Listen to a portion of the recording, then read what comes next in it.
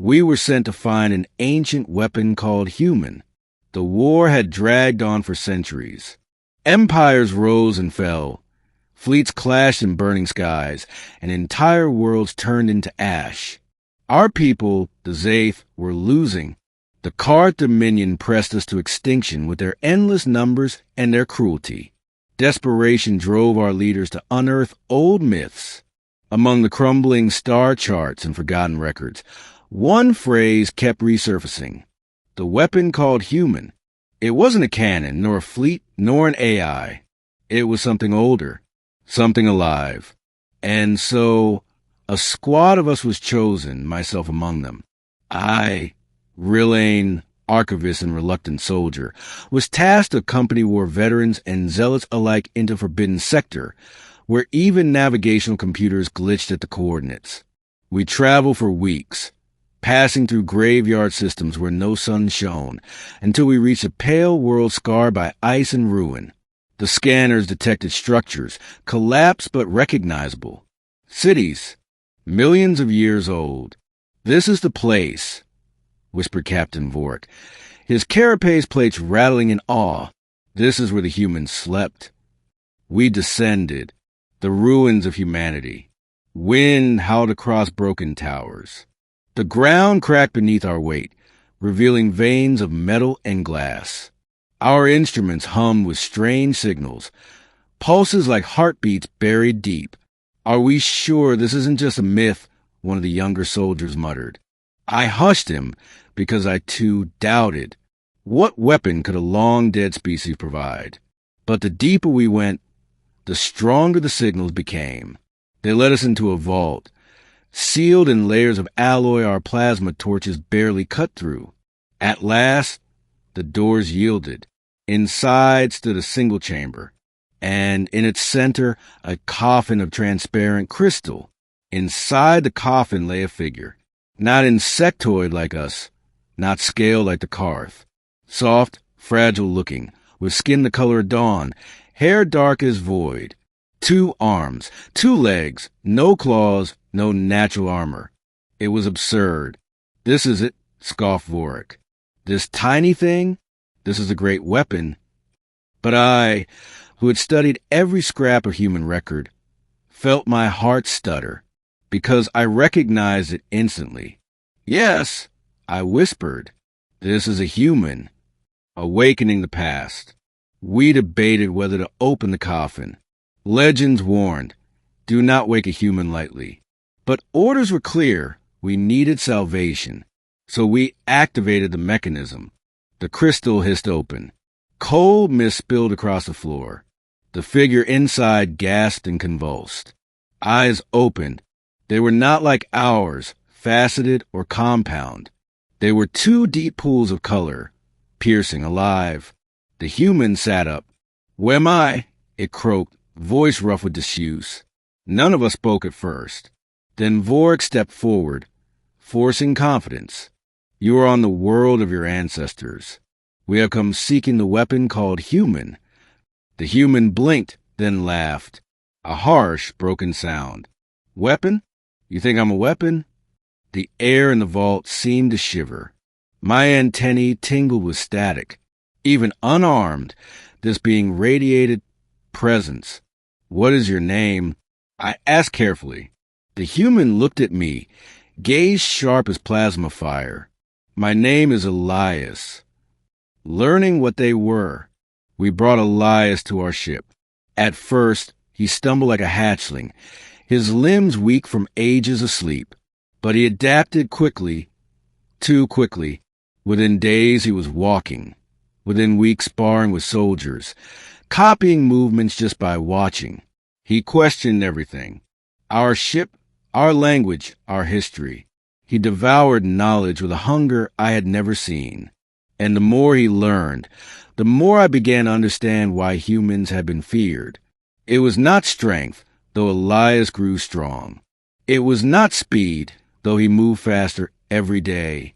It was something else. Adaptability. Relentless will. The refusal to yield.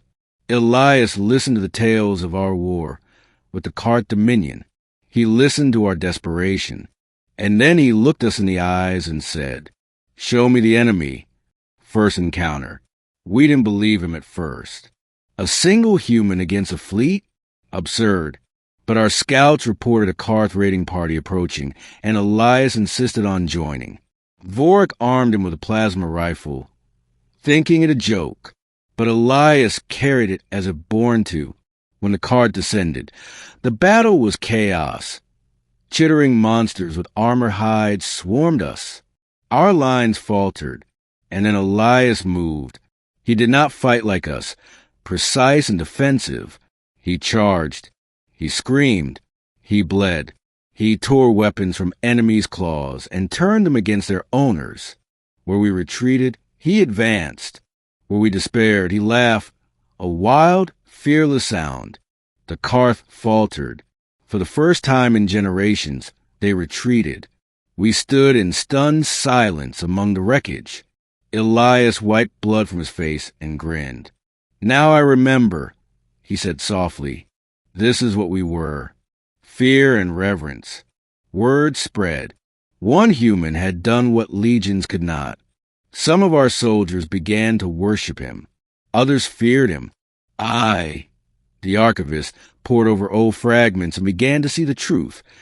Humans had once ruled the stars, not with technology alone, but with sheer indomitable spirit. The universe had turned against them, and rather than surrender, they had sealed themselves away. Not a weapon of mass destruction, a weapon of mind and will. Vorik grew uneasy. If one human can change battles, what if they turn on us? We cannot control such a thing.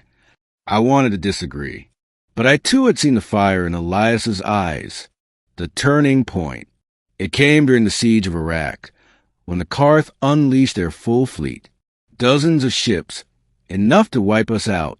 Elias stood at the bridge window, calm. You fought them for centuries with fear in your hearts. Fight with rage. Fight with hope. Follow me. He launched in a stolen fighter, far smaller than the enemy cruisers. We thought him mad, but he darted between their formations, targeting weak points, rallying us with reckless courage. Something changed in us that day. We matched his ferocity. We pushed harder, struck faster, refused to yield. The Karth line shattered. Entire squadrons fell to chaos. For the first time in living memory, we claimed victory in open battle. Elias returned, bloody but smiling. "See? You're not weak. You just forgot how to fight like humans." Revelation. After the battle, I confronted him. "Why do you help us? You owe our kind nothing." Elias's gaze turned distant. "Because I remember now. My people weren't gods. We were fragile, mortal, always one mistake from extinction. But that fragility made us fierce. We fought because we had no other choice. We became the galaxy's nightmare and its hope." He looked at me then, voice softer. "You call me a weapon, but I'm not. A weapon is just a tool. What I am is a reminder of what it means to never give up." The final battle. The Dominion grew desperate. Their entire war fleet descended upon our capital. Every world, every soldier gathered for what we thought would be our last stand. Elias stood before the army, unarmored, unafraid. You've seen what one human can do. Now imagine thousands. Imagine millions. That's the legacy you fight for. Be more than survivors. Be human. And then he led the charge. The battle lasted 3 days. Ships burned, worlds trembled, but we did not falter. We fought with fury that shocked even ourselves. And when the Dominion flagship fell, crashing in fire across the skies, it was Elias who delivered the final blow, a single fragile creature who defied empires. Aftermath.